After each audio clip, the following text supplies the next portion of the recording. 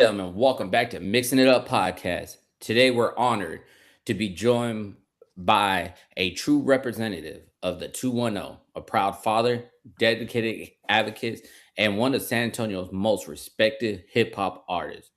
George G, better known as Golden Child, has built a name for himself by creating music that speaks to real life and the culture of San Antonio. His powerful tracks include Carry the Wave and From the Bottom, have inspired listeners by telling authentic stories of persistence, growth, and staying true to where you come from. More than an artist, he has a voice for the community, a proud black artist representing the 210. He used his platform to uplift others, advocate for positive change, and inspire the next generation to chase their dreams while never forgetting their roots. Today, we're going beyond the music. We'll talk about his journey as a father, his passion for activism, the challenges and triumphs of being an important artist, what it means to represent San Antonio with pride, and what's next for Golden Child. Please help us give a warm Mix It Up podcast welcome to the one and only Golden Child. Yo, Hello, what's my going brother. on? Man, I'm chilling, man. I appreciate the amazing intro, man. Just to run it back, man. The name George is fire, man, but Great. it's Greg G. You know what I'm saying? But hey, we keep it cool. I'm humbled and honored to be with y'all, man. I appreciate it for sure. Greg G, my dog, man. It's been a minute since I seen you, man. Last time I seen you, was out there for the all black fair event over at Trish Cafe downtown when you put on with the Man, city. yes, sir. Yes, sir. That's a throwback, man. Amazing Yeah, event put on by my girl Evo, man. That was Evo really put it down that night and bringing all the people out with the live band and what I'm saying, having me on. So I was definitely blessed to be there. Always blessed to be able to perform anywhere that people invite me to, man. So, yeah, man, always appreciative of that for sure. yeah. So me and Greg go a long way back. I actually met Greg G over at Proper Cuts Come off of on. Calabria Road. Our barber Kier Simpson has been cutting us for a while, and when I Yeah. met this dude, he came in and he was just a local artist trying to get his name out there, and he started handing out his demos and everything, and it was actually a DJ about the name of King Mike Yeah. who actually put some of his music on his mixtapes. And so when I started listening to Greg's music, I started bumping to it, and to this day, I got all his albums on my phone. Come on. That's all I listen to. So we have a special guest in the house today. He's a legend. He really is. Nice, nice. I So, appreciate that, so bro. I'm gonna ask some question, and I'm gonna take this one from the great hip hop iconic movie Brown Sugar. What made you fall in love? When did you know you fell in love with hip hop? Oh man, great question, dog. Like I could take you back, man. I'm in eighth grade. You know what I'm saying? Coming home, everybody in school they was talking about this song called "Huh" by Juvenile, and I'm like, man, I ain't never heard. It. Till that time, my mom, she really ain't really let us listen to the radio like that. You know what I mean? Conservative, Christian. You know what I'm saying? Love, but to me, like we was taking some clothes to the laundromat, and everybody been talking about it at school, and I was like, and it came on the radio, and I was like, Mom, please, man, please, can you let us stay in and just listen to this song? And she let me. She walked in doing the thing, and she let me and my little brother stay in the car. You know what I'm saying? And listen to the song. And man, dog, like it just the beat, the flow, everything about that song just changed my life. And I remember actually going home that day, and my homeboy Brian, we went over his crib to play N64, man. You know what I'm saying? And man, I'm in the back. He actually had a Walkman. You know what I'm saying? And so and I just sat in the back and I just listened to that song on repeat. And what I didn't realize at the time is that you know what I'm saying, even though Juvenile is like my first favorite rapper and all that, um, I really love Manny Fresh and I fell in love with the beats, you know what I'm saying? And that was just the beginning of like, I was like, man, whatever this is, I need to be a part of this. And it was curtains ever since then, bro. You know what I mean? Not saying that I hadn't heard rap songs before then and everything like that, but it was that day that literally changed my life, man. And everything slowed down for me. And I was like, man, I gotta do this hip hop thing for sure. Okay, That's what's up. I That's Yeah. like what's that. up. You just made me Yeah. feel my age, though. Come on. I, Hey, it be Everybody's like age. that sometimes, you know what I'm saying? oh my Yeah. god, Yeah. made me really feel my age. Yeah, yeah, yeah. So great. I'm gonna ask the question, man, and we all, most of all of your fans remember the song "I'll Be." Okay, so that Yeah. song right there. So can you tell us and give us a little insight of what inspired you to create that song "I'll Be"? Man, I'll be that's all Gold Rush. Man, I'm gonna be honest with you, man. I was in love with this girl, man, and you know, she was having a she was having a tough time, like I think trying to trying to figure out where she wanted to be. She wanted to be with me, she wanted to be with this. And I was just letting her know, man, like, look, take your time, baby. Whatever you want to do, whatever you want to, you know what I'm saying? Like, I'm gonna be right here waiting, you know. Mm-hmm. And I think that that's what the song displays is, if, when you have love for somebody and you know, in love, the first thing in First Corinthians, God says love is patient, and I think that that's what was represented in that song uh, when I was writing that song. But a more interesting story about that is that love doesn't always like work out perfectly. So you know what I'm saying. She went on. She's great, amazing woman. You know what I'm saying, to go on and do her thing, and I think she married with a couple kids now and doing the thing, and that's beautiful. But Mm-hmm. wonderful thing about that song is that my mom, she was riding down the road one time and tears came to her eyes. She said, Greg, don't you realize that this is how God feels about you? And I was Mm-hmm. like, dang, that's crazy. You know what I'm saying? So like, that song for her, it's crazy you mentioned that song. That's a super throwback song, but like it's crazy that you mentioned that because I always now I listen to that song and I'm like, man, this is how God feels about us. You know what I'm saying? He'll be Yes. waiting Amen. for us, you know what I'm saying? And there's nothing that he won't do to, you know what I'm saying, to be biased. You know what I mean? Yes. So Yeah. yeah, man, beautiful song. Appreciate you for that for sure. I had to throw it in there, man. I Come had to on. throw that throw back in there. Yeah, yeah, yeah. No, that's Yeah. beautiful, man. Love that. Gold Rush to me is probably, I mean, it's such a complete album. It's a beautiful album. You know what I'm saying? Yes, it is.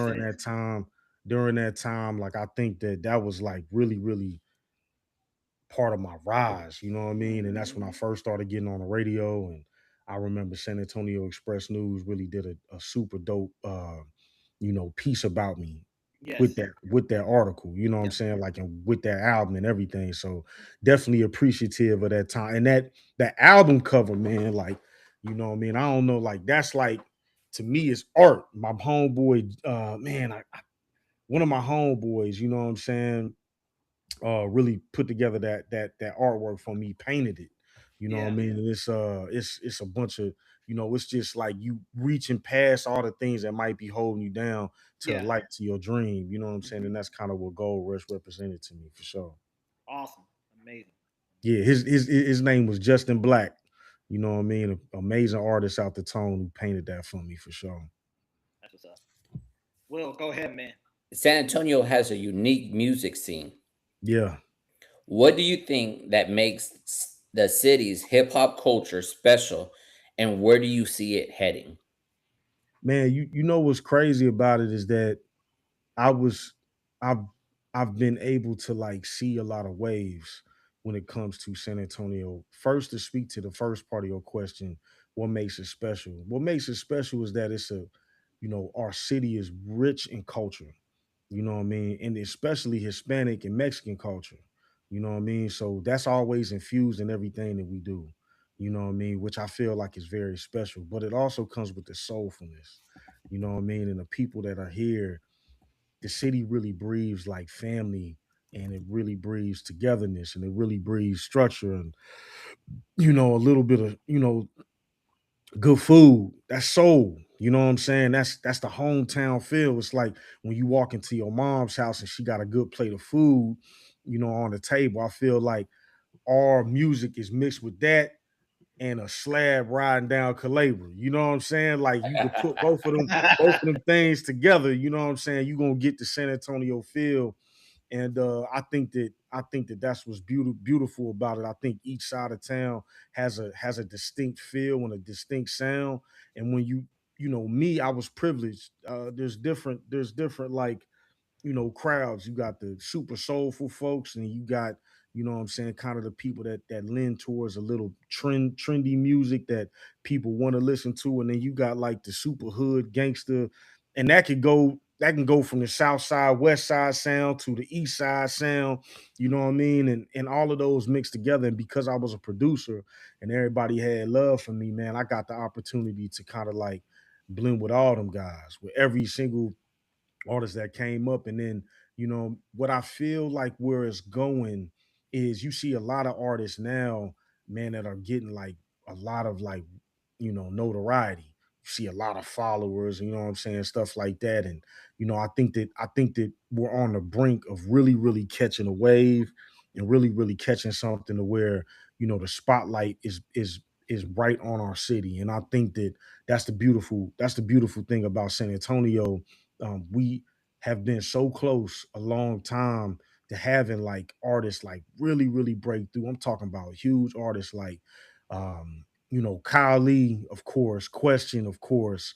Those are some of the OGs, Fade Dog. But then you had guys like Blake and Mateo Son, to where when I was living in New York, these guys, uh, you know, my students that I was teaching knew about these guys. So that was breaking through, but still not the super popularity. And you got like guys like R&B Faux Mob, you know what I'm saying, the Southside Hoodlum, you know what I mean, to where they made noise to where it's like movements and people doing viral things off their songs and stuff like that. And those are some guys that, I really even haven't met in person yet, but I'm a fan of their music and I'm a fan of how they pushing the culture forward in San Antonio. You know what I'm saying? So, that's always a beautiful thing. But that's what I feel about our city's music scene and where it's going. I think that it's untapped potential. And I think that we're really making waves with some of the things that people are doing right now that are really, really gonna put us on. You know what I mean? And hopefully, everything that I'm contributing is a part of that for sure. You know what I mean? Yes, sir. Much respect, much Well, respect.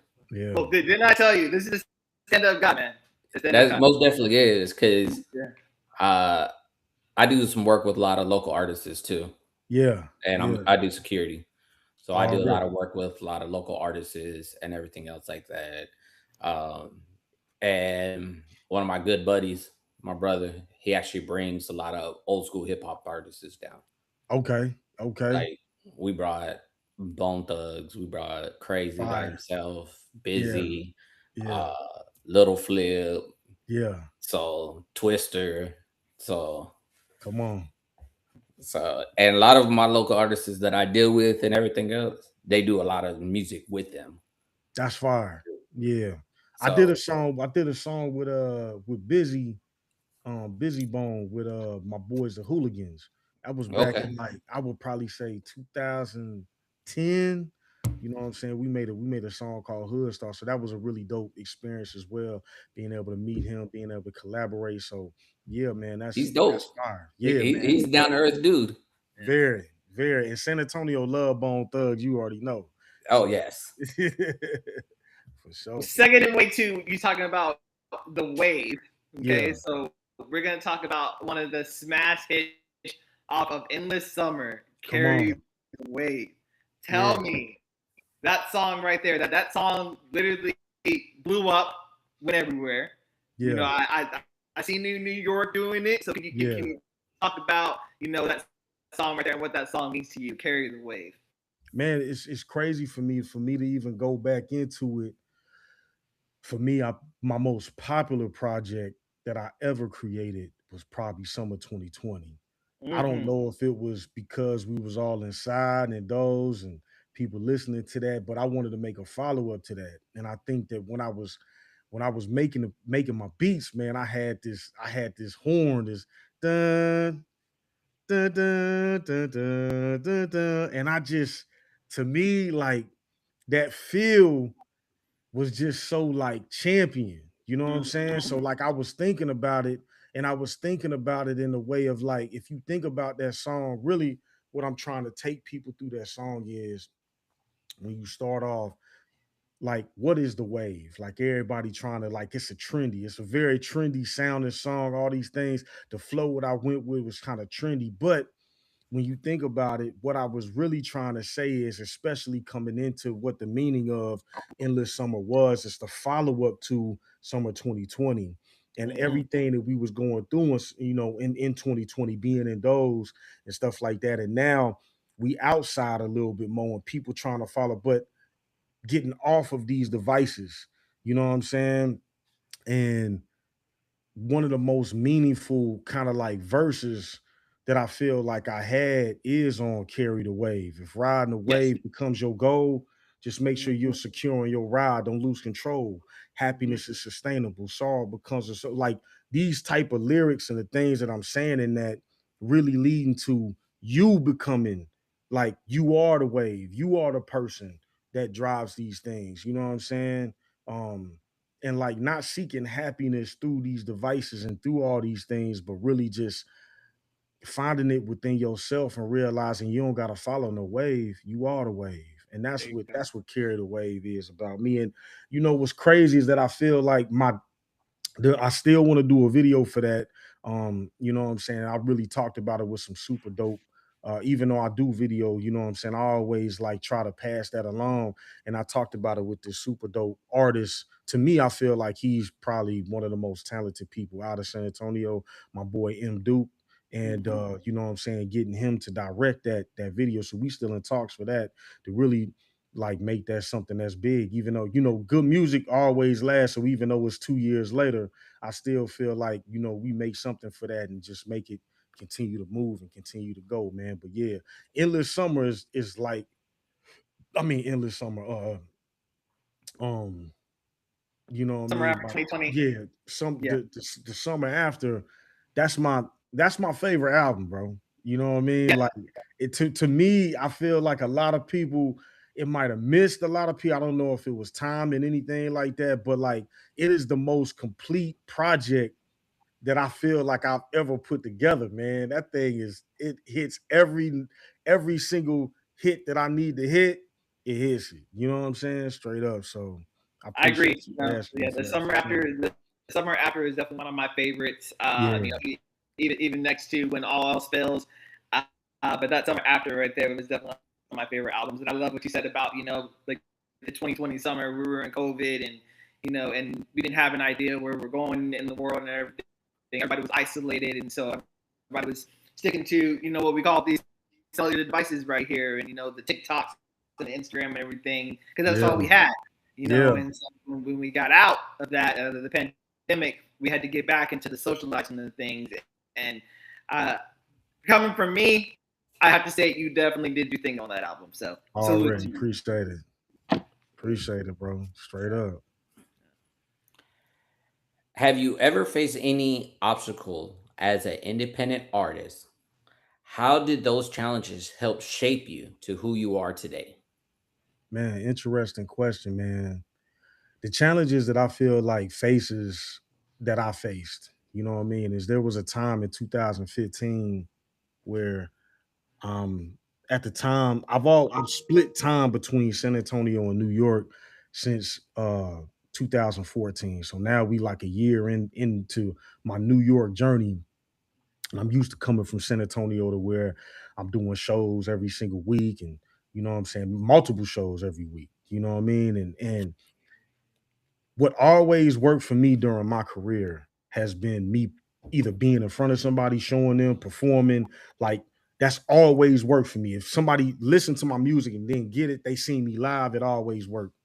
So when I was in New York and I was really having trouble getting into some of these rooms that I need to be in because that's when Instagram first hit off. And y'all can see, like, I'm not like a person that's like super on like social media, and at times I think my followers don't show my resume, which I don't like that. I don't really care about, you know what I'm saying? But my resume is like it reads way more than what my followers is. And whenever I do something, people can see that. Like, you know what I'm saying? You don't just raise like I'm, reaching further than the thing. Like I raised $80,000 to shoot a movie. So I mean, like with the type of followership and just dedicated people that's to it. But I'm sitting in these rooms in New York and people won't even give me a conversation. So there was this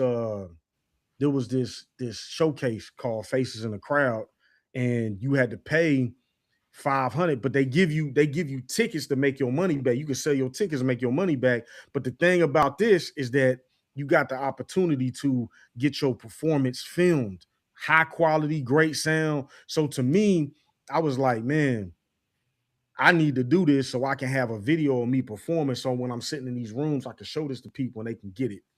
And I ended up paying for that. But that's not the special thing that came from that. The special thing that came from that situation is I I wasn't really making that much money at that time. So the 500 that I had to spend, I had to make that back to put on my rent. So I had 35 tickets to sell, and I sold all 35 of those tickets to every single person that I knew in New York. I only knew about 35 people at that time. And what was crazy is that everybody came to the show. And they didn't even come. They came and they brought people with them. And at Mm. that time, it clicked to me like, man, you know what? I need to start making an event out of every time that I'm performing, not just posting on Facebook, because what happens is people will be like, yo, oh man, we missed you on Tuesday, but we'll catch you on Thursday. But it's like, nah, like every single thing that I do now is an event. And what happened to me during that time is that I realized that there was a couple ways to really like make an impact in music. It was either to get a super dope cosign, you can have money to be able to pay for all your marketing and promotion. Because up until then, I really didn't get that concept, but I paid for a show, paid for my tickets, and I realized, man, the audience is marketing and putting it out there, right? I didn't have that much money. I never had a cosign, but I looked at all the people that I admired in the game and the way that they came in. It was either one of those things or a unique one was they just came in a unique way that ain't nobody ever seen before. And Mm. at that time, I surrendered my career to God. And I said, you know what?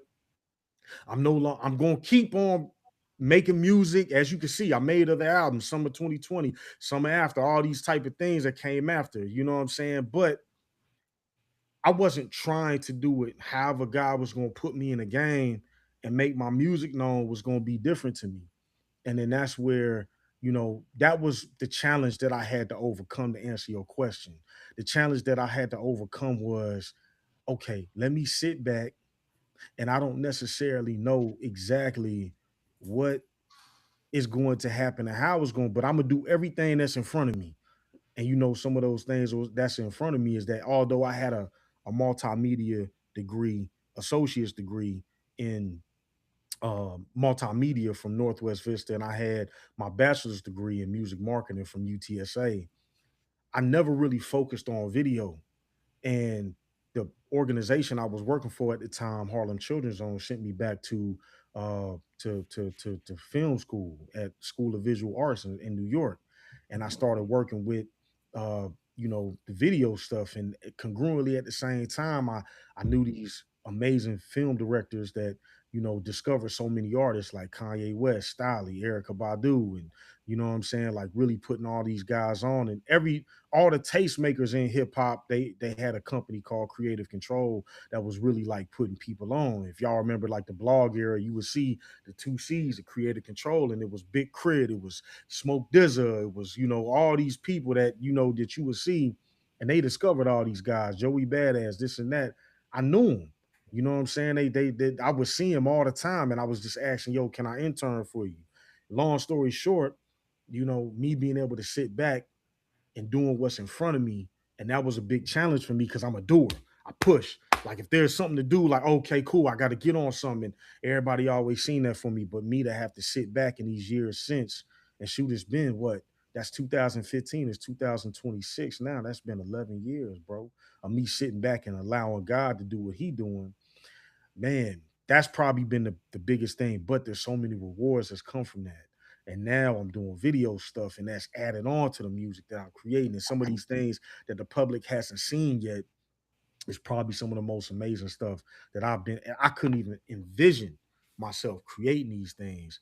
Um, it's crazy, bro. You know what I mean? So yeah, to answer your question, I know in a long way, you know what I'm saying, was really the biggest obstacle was me surrendering and letting God do his thing. My boy Cootie always say, you know what I'm saying, you gotta trust God, period. And I think that was the biggest challenge for me to do is to trust him, and that's what I'm doing now. You know what I'm saying? Nice. Nice. Much respect for that. Much respect. Respect for that. We definitely are mixing up. Where nothing is off limits here. We always mix it up, and Yeah, I love how you said that you trust and surrender to God. Because we're all believers on here, and yeah, we've all gone through our trials and our testimonies, and our stories that we have and everything. Not to take a lot off you, but today is a special day for me. A year ago today, I flatlined twice. wow, And was in the hospital with the pulmonary embolism, and so I shouldn't be here. But today is what I call my second chance day. So it's a special day for me, especially to have you on the show, with my brother Will and everything, because like I told Will, he was like, "Who's this cat?" And I'm like, "Oh, I know who he is. I know yeah, who he is." And so and I told him about you and everything. So much respect to what you said. Salute to you. Salute. man. Appreciate that. And yo, you said something that was crazy. You said you weren't supposed to be here, but you exactly where you supposed to be. You know what Yes, I'm sir. saying? And those things were supposed to happen to you because so you can have something even greater to talk about. And we now realize that it ain't us. You know what I'm saying? Like these things ain't us, bro. It's Yeah, it's, it's something larger than what we are, man. So yeah. I'm thankful that you here, man. Yes, Straight sir. up. Yes, Yeah. sir. Most definitely. Yeah. So we're gonna talk about your activism a little bit and what you do for the community, and power to the people. Come on. So can you talk about what for the San Antonio African American community? What's one thing that you focus on to shine a light on them, and to bring them out in the open with positivity? Man, to me, it's not only focusing on black folks, it's focusing on all folks. You know what I'm Yeah. saying? Like, I would say less than activism, more educational. You know what I mean? I feel like the thing is like what I always get from my mentors, Cootie and Chike, they say empathy, right? And the way that you can empathize with people is to educate them and to show them something that, yo, man, even though we come from different spaces, we all kind of like we're all kind of like going through this thing together as one, and there's more similarities than there are differences. And I Mm-hmm. think that I got the opportunity to learn that when I was in college. I started working with Family Service Association with the Youth Service Department doing Youth Against Gang Activity. It's this program called Yaga, which a lot of my students now are going on doing amazing things, you know what I'm saying, and in arts and all this other stuff. But I got the opportunity to go in all sides of towns and be with all different sizes of students. I mean, you be in Highlands High School and John Jay. That's two totally different, you know what I'm saying, like fields right there. You know what I'm saying? You got the north Yeah. side and you got the southeast. That's like total opposite sides of town. But these kids, man, they was all going through the same thing. You know what I'm saying? And they was all going through the same struggle. And they didn't realize it. You know what I mean? So me being able to see that and then going up to New York and teaching at the Harlem Children's Home. And seeing that, man, those kids going through the same things too.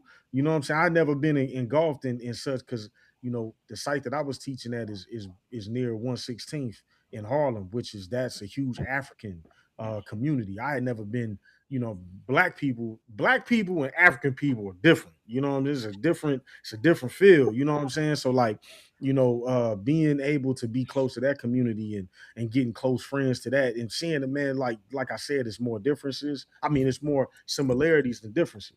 You know what I'm saying? So being close to that and really just trying to what I try to do is make people in San Antonio and understand that one everything is bigger than what we see here in town. A lot of we're so close knit that we can that everything that's going down here we just focus on and we see that, but it's things that's bigger, man. This world is bigger, man. You can see more, and that's what I try to focus on with all my messaging.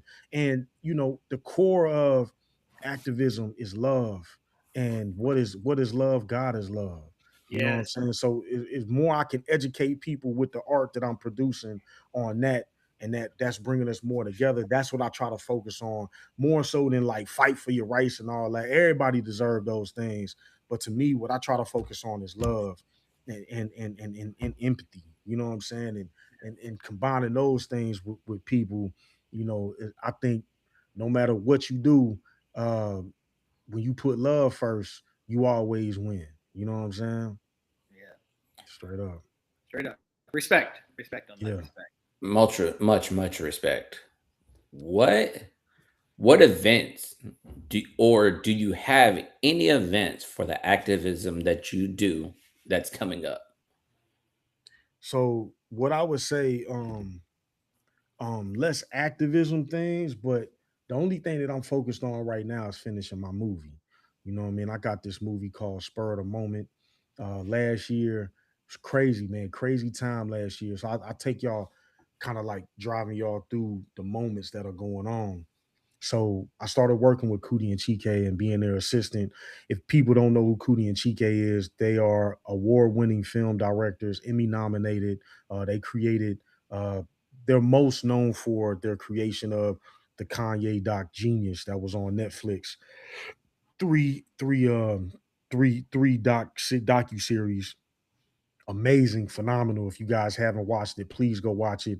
Also, go watch The Kid from Coney Island. That's the documentary on Stephon Marbury, or Benji, one of the 30 for 30s that was on ESPN. All of those are like some of my favorite projects that they work on. They also created Through the Wire for Kanye West. That was his first video. They made that. They made Erica Badu's Window Seat. These are some of the best videos that they made, but they done made videos for everybody. Wale, Rick Ross, you know what I'm saying? All of these people. And I work for them. I get to be in a room with them. And at the beginning of my time getting out of education and just working with them, I tasked myself with making an album in a week. Cause you always hear like these people, I made an album in a week. And it was the first time I didn't have school or a 9 to 5 traditional job. So I was like, I'm about to make an album. You know what I'm saying? Um, and so to me, uh,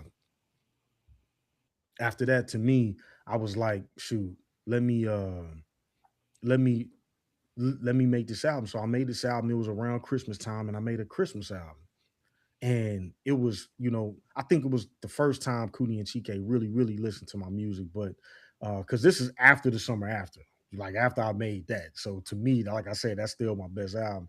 But Chike was like, man, this is some of the best music you ever made. It sounds like a story. You should write, you should write a script to go to it. And I'm like, oh snap. All right, cool, bet. Let's do it. You know what I'm saying? So they sent me back to the Sundance Institute.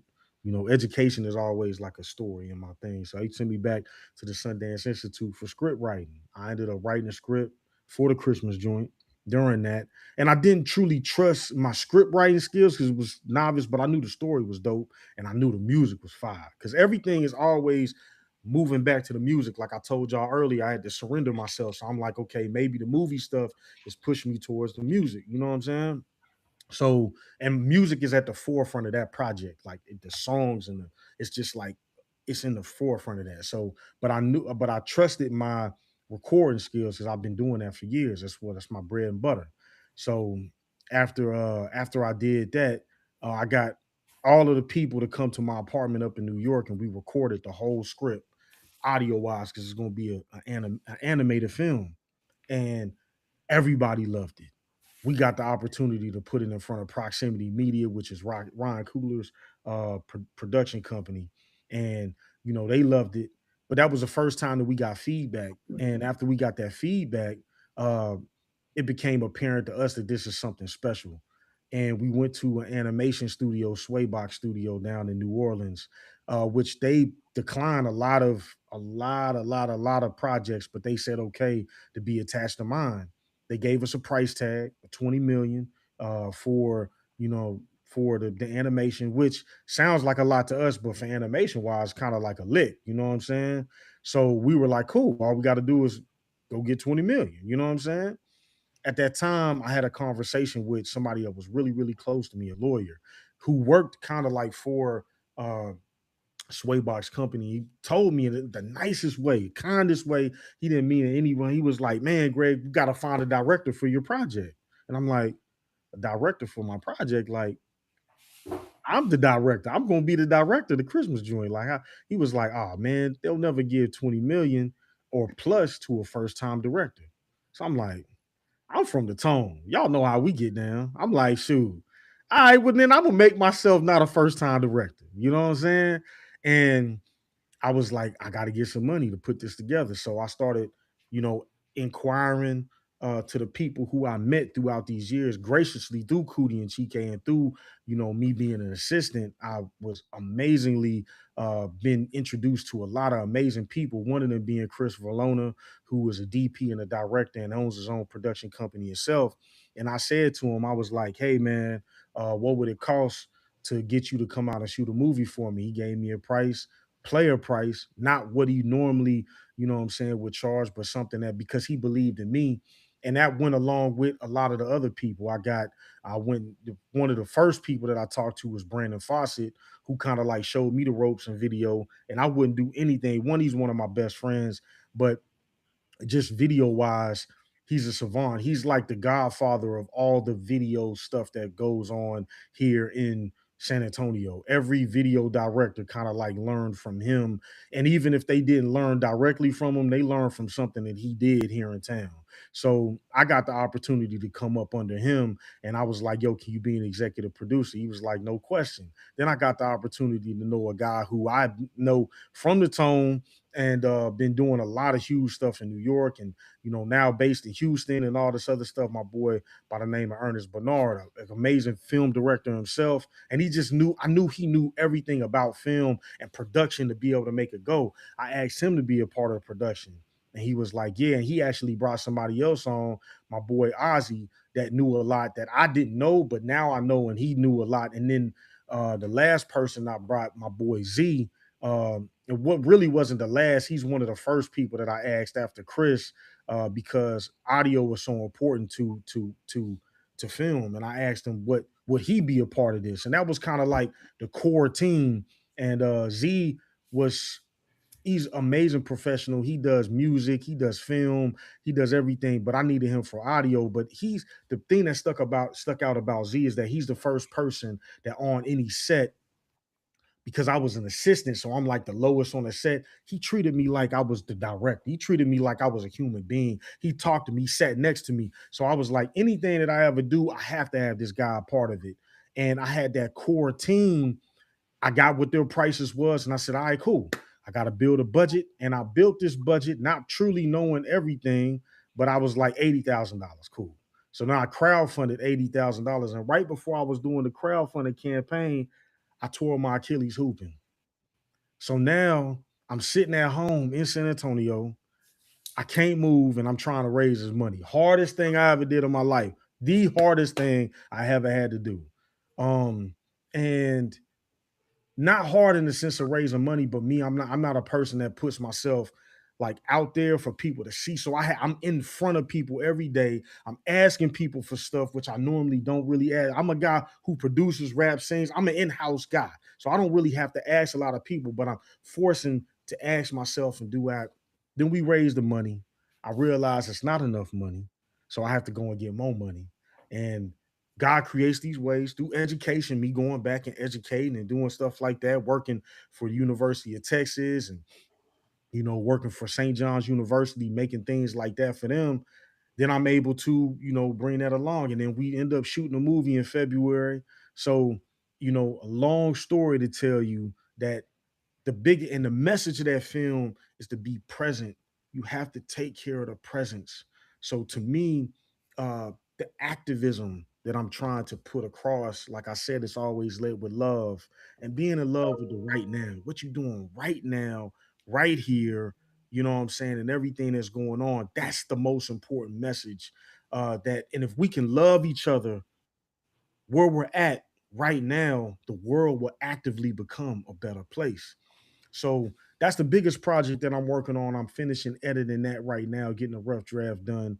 We'll be done with this whole project by August, and within that time, um, yeah, man, we're gonna submit that thing to Sundance. We're gonna win Sundance for the tone, bring it home, and the soundtrack is gonna be crazy. I got everybody on this soundtrack from Kyle Lee, Live Ola, Cheddar. You know what I'm saying? I'm getting more people like my boy T Soul. I got Monique Sade. You know, these are amazing people. Latoya Crawford, all of these amazing folks that have agreed to come on and me finish the soundtrack. So as you can see, the video is putting on for the music. And who knows, that might be a path that's made. I'll make sure after this call, I'll send y'all a copy of what I have so far so y'all can check out some of the film and everything like that. I probably should have sent that to y'all before this, but you know what I'm saying? But You're it's all good. You're good, you know what good. I'm saying? Yeah, it's all good. But that's what I'm actively doing, man. I feel like creation is always the motivation and the spark to any movement. And so I'm just throwing my hat into, hopefully this product can inspire the mind of the next person that's going to do something great. You know what I mean? That's what's up. Yeah. That's what's up. Well, I have no more questions, but I'm gonna give you an opportunity, just to put your socials out there. We know you follow you on IG. Go ahead, Greg. Yeah. You also have a Facebook too, and you have TikTok too, correct? Yeah. Okay, yeah. So yeah, follow him on the socials and everything. He's an incredible artist and everything. But before we go, we cannot let you leave without doing a little lyricism. We have to hear something. So if you got something off dome we want to do, go ahead and spit it for our viewers real quickly. Man, let me think. Man, he put you on the spot. Put me on the spot. You know what's even more so than lyricism? There's a moment there's a moment on my album, The Feeling, that I wanna leave that message. And it's not really rapping, it's singing. It's you come up short 9 times out of 10. Mm. You're one step away from giving in. You've given all you had, yeah. And that's when the victory is right within your grasp. So don't run away, love. And that's just a message to everybody that you've fallen short and all of these things are going bad. But that's when the victory is right there. You can catch it right there. So those words, I'd rather leave you with that than anything else that I have. That's the first thing that come to my mind. So yeah. Can we give a round of applause for that? That was incredible. Amazing. So, Yes. Greg, man, we appreciate you coming on the show, man. It is such an honor to have you on, man. We family, that 100. You're my man, 100 grand. So whatever you can always support you, man. And Yes, I'm sir. always going to put on for you and everything, and keep on repping the tone like you do. Come on. And most importantly, keep God first. So we can't thank you enough, man. It's been such an honor to have you on the show. I appreciate that, man. I appreciate that, y'all. Good meeting you, Will. You know Good what I'm meeting saying? you, Good brother. meeting you, man. You already It's know, an man. I honor appreciate y'all, to have man. you. Y'all keep doing y'all thing. Keep mixing it up, baby. We need that. You know what I'm saying? Yes, sir. Yeah. Well, close out, dog. All right, as we wrap up today's episode, we want to give a huge thank you to George G. Greg G. Greg G. It's all good. AKA Golden Child, for Yeah. taking the time to join us and share his incredible journey. Your story is a reminder that success isn't just measured by the music you make, but by the lives you impact along the way. From being a devoted father to using your voice as an activist and proudly representing San Antonio, you have shown what it means to lead with purpose, passion. Thank you for giving us an inside look at your life, your music, and the legacy you continue to build. To everyone listening, if the conversation inspired you, make sure you go support Golden Child by streaming his music, following his journey, and sharing his message with others. Let's continue to celebrate artists who use their platform to uplift their community and create meaningful change. Don't forget to like, subscribe, and share to Mixing Up Podcast wherever you get your podcasts. Follow us on all social medias so you never miss an episode. And if you enjoyed today's conversation, leave us a review. It helps us continue to bring you inspiring guests and meaningful discussions. Until next time, remember, every story has the power to inspire someone. Keep chasing your purpose, keep supporting your community, and keep mixing it up. God bless, and we'll see you on the next episode. All right, love.